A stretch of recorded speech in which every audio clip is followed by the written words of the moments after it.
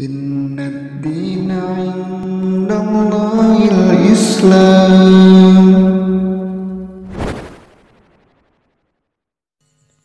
Assalamualaikum warahmatullahi wabarakatuh. Saudaraku seiman yang dirahmati Allah, marilah kita mengagungkan ajaran Nabi Shallallahu Alaihi Wasallam. Kita dapat melihat dalam beberapa ayat telah dijelaskan mengenai pentingnya menaati dan mengagungkan ajaran Nabi Shallallahu Alaihi Wasallam serta bahaya meninggalkannya. Di antaranya Allah Subhanahu Wa Taala berfirman, A'udzubillahi minasyaitonirrajim, May yuti'ir rasul faqad ata Allah. Barang siapa yang menaati Rasul, sesungguhnya ia telah menaati Allah. Quran Surat An-Nisa ayat 80. Dalam ayat lain, Falyahdharil ladzina yukhalifuna an amrihi an tusibahum fitnatu aw yusibahum adzabun alim. Maka hendaklah orang-orang yang menyalahi perintahnya takut akan ditimpa cobaan atau ditimpa azab yang pedih. Quran Surat An-Nur ayat 63. Dalam ayat lain, Wa in tuti'uhu tahtadu wa ma 'alar rasuli illal balagul mubin. Dan jika kamu taat kepadanya, niscaya kamu mendapat petunjuk. Dan tidak lain kewajiban Rasul itu melainkan menyampaikan amanat Allah dengan terang. Quran Surat An-Nur ayat 54. Dalam Quran Surat Al-Hujurat ayat 1-2 disebutkan, Ya ayyuhallazina amanu la tuqaddimu baina yadayillahi wa rasulihi wattaqullaha innallaha sami'un alim. Ya ayyuhallazina amanu la tarfa'u aswatakum fawqa sautin nabiyyi wa la tajharu lahu bil qawli kajahri ba'dikum li ba'din an tahbatu a'malakum wa antum la tashkurun. Hai orang-orang yang beriman, janganlah kamu mendahului Allah dan Rasul-Nya, dan bertakwalah kepada Allah. Sesungguhnya Allah Maha mendengar lagi Maha mengetahui. Hai orang-orang yang beriman, janganlah kamu meninggikan suaramu melebihi suara Nabi Shallallahu Alaihi Wasallam, dan janganlah kamu berkata kepadanya dengan suara yang keras, bagaimana kerasnya suara sebagian kamu terhadap sebagian yang lain, supaya tidak terhapus pahala amalanmu, sedangkan kamu tidak menyadari. Quran Surat Al-Hujurat ayat 1-2. Ibnu Katsir rahimahullah mengatakan, ini adalah adab yang Allah perintahkan kepada hambanya yang beriman ketika berinteraksi dengan Rasulullah SAW, yaitu hendaklah mereka menghormati dan mengagungkannya. Hal ini juga dapat dilihat dalam hadis Al-Irbad bin Sariyah radhiyallahu anhu, seolah-olah inilah nasihat terakhir Nabi Shallallahu Alaihi Wasallam. Nabi Shallallahu Alaihi Wasallam menasihati para sahabat radhiyallahu anhum, berpegang teguhlah dengan sunnahku dan sunnah khulafaur rasyidin yang mendapatkan petunjuk. Pegang teguhlah sunnah tersebut dengan gigi geram kalian. Hadis riwayat Abu Dawud, At-Tirmizi, Ibnu Majah, dan Ibnu Hibban. Salah seorang khulafaur rasyidin, Abu Bakar As-Siddiq, mengatakan, Aku tidaklah biarkan satupun yang Rasulullah Shallallahu Alaihi Wasallam amalkan kecuali aku mengamalkannya, karena aku takut jika meninggalkannya sedikit saja aku akan menyimpang. Ibnu Battah rahimahullah dalam kitab Al-Ibanah mengomentari perkataan Abu Bakar tersebut. Beliau rahimahullah mengatakan, inilah wahai saudaraku, orang yang paling siddiq. Seperti ini saja mereka masih merasa takut dirinya akan menyimpang jika dia menyelisih sedikit saja dari perintah Nabi Shallallahu Alaihi Wasallam. Bagaimana lagi dengan orang yang mengejek Nabi dan perintahnya, membanggakan diri dengan menyelisihinya, mencemooh petunjuknya. Kita memohon kepada Allah agar terjaga dari kesalahan dan agar terselamatkan dari amal yang jelek. Imam Syafi'i rahimahullah mengatakan, kaum muslimin telah sepakat bahwa siapa saja yang telah jelas baginya sunnah Rasulullah SAW, tidak halal baginya untuk meninggalkannya karena perkataan yang lainnya. Imam Ahmad rahimahullah mengatakan, barang siapa menolak hadis Nabi SAW, maka dia telah berada dalam jurang kebinasaan. Imam Malik bin Anas rahimahullah mengatakan, sunnah petunjuk Nabi SAW adalah perahu atau kapal Nabi Nuh.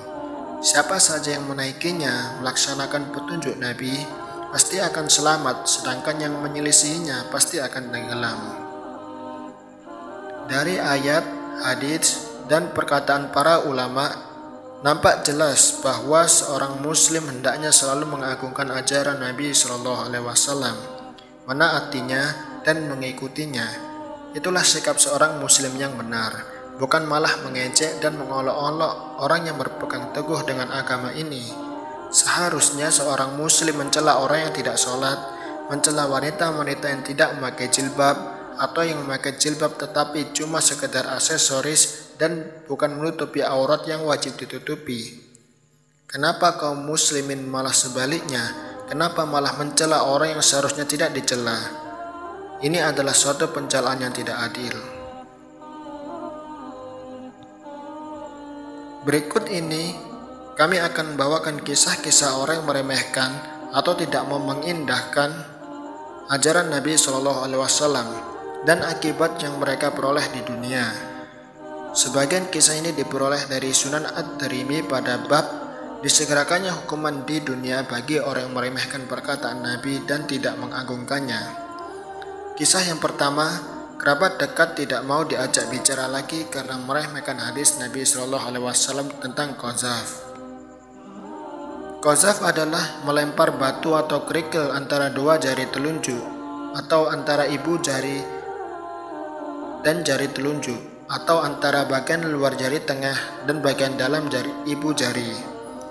Inilah sebagian pengertian qazaf sebagaimana yang dikatakan oleh Ibnu Hajar dalam kitab Fathul Bari. Istilah gampangnya adalah bermain ketapel. Dari Sa'id bin Jubair dari Abdullah bin Mughaffal radhiyallahu anhu, beliau mengatakan bahwa Rasulullah SAW melarang qazaf. Beliau SAW mengatakan, binatang buruan itu tidak bisa ditangkap dengan qazaf dan tidak bisa digunakan untuk memerangi musuh. Qazaf itu hanya mematahkan gigi dan mencukil mata. Kemudian seseorang yang masih ada hubungan keluarga dengan Sa'id mengambil sesuatu di tanah. Lalu dia berkata, lihatlah ini, tahukah yang akan diperbuat? Kemudian Sa'id mengatakan, bukankah aku telah memberitahukan kepadamu hadis Nabi SAW? Lalu engkau menganggap remeh? Sungguh, aku tidak akan berbicara kepadamu selamanya. Husain Salim Asad mengatakan bahwa hadis tersebut juga terdapat dalam Sahih Bukhari dan Muslim dan syaratnya sahih. Kisah kedua, tidak mau diajak bicara lagi karena meremehkan hadis Nabi SAW. Dari Qatadah, beliau berkata bahwa Ibnu Sirin mengatakan kepada sebuah hadis Nabi SAW. Kemudian dia mengatakan, akan tetapi si A mengatakan demikian dan demikian. Lalu Ibnu Sirin mengatakan, saya mengatakan kepadamu hadis Nabi SAW. Lalu kamu malah berkata si A mengatakan demikian dan demikian. Aku tidak akan berbicara kepadamu selamanya. Husain Salim Asad mengatakan bahwa jalur dari Sa'id bin Bashir itu sanadnya sederajat hasan. Kisah ketiga, tertimpa kecelakaan karena tidak mau menghiraukan hadis Nabi yang melarang keluar masjid setelah azan. Abdurrahman bin Harmalah mengatakan, seorang laki-laki datang menemui Sa'id bin Al-Musayyib untuk menitipkan sesuatu karena mau berangkat haji dan umrah. Lalu Sa'id mengatakan kepadanya, janganlah pergi, hendaklah kamu sholat terlebih dahulu karena Rasulullah SAW bersabda, tidaklah keluar dari masjid setelah azan, kecuali orang yang munafik atau orang yang ada keperluan dan ingin kembali lagi ke masjid. Lalu orang ini mengatakan, tetapi teman-temanku sedang menunggu di Al-Harrah. Lalu dia keluar dari masjid. Belum lagi Said menyayangkan kepergiannya, tiba-tiba dikabarkan orang ini telah jatuh dari kendaraannya hingga pahanya patah. Husain Salim Asad mengatakan bahwa sanad hadis ini hasan. Tambahan kisah berikut kami peroleh dari sumber rujukan lainnya. Kisah keempat, diperintahkan makan dengan tangan kanan namun enggan. Terdapat sebuah riwayat yang diriwayatkan oleh Imam Muslim dari Ikrimah bin Ammar.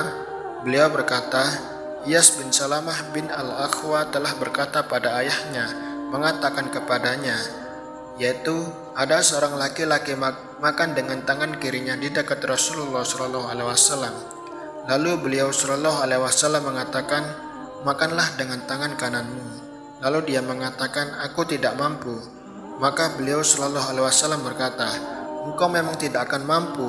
Tidak ada yang menghalanginya untuk menaati Nabi kecuali rasa sombong. Akhirnya dia tidak bisa lagi mengangkat tangan kanannya ke mulut. Hadis riwayat Muslim.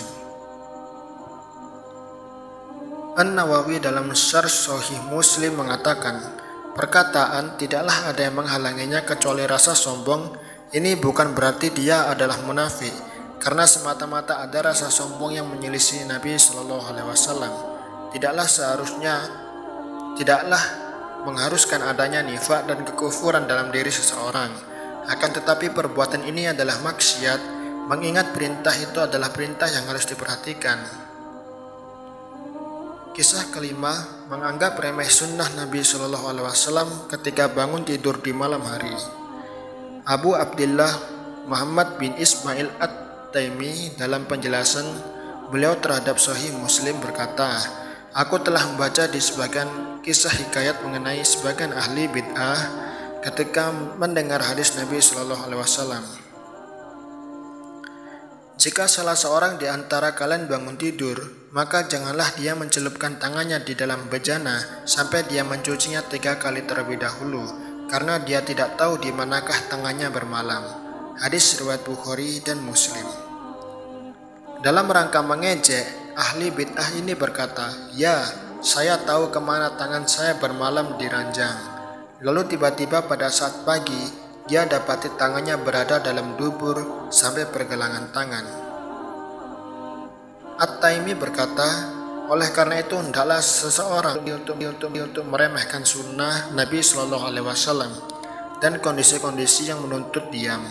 Lihatlah apa yang terjadi pada orang ini karena akibat dari perbuatannya. Semoga pembahasan ini semakin membuat kita mengagungkan ajaran Nabi SAW dan berhati-hati dengan lisan agar tidak sampai melecehkan satupun ajarannya. Allahu a'lamu bissawab.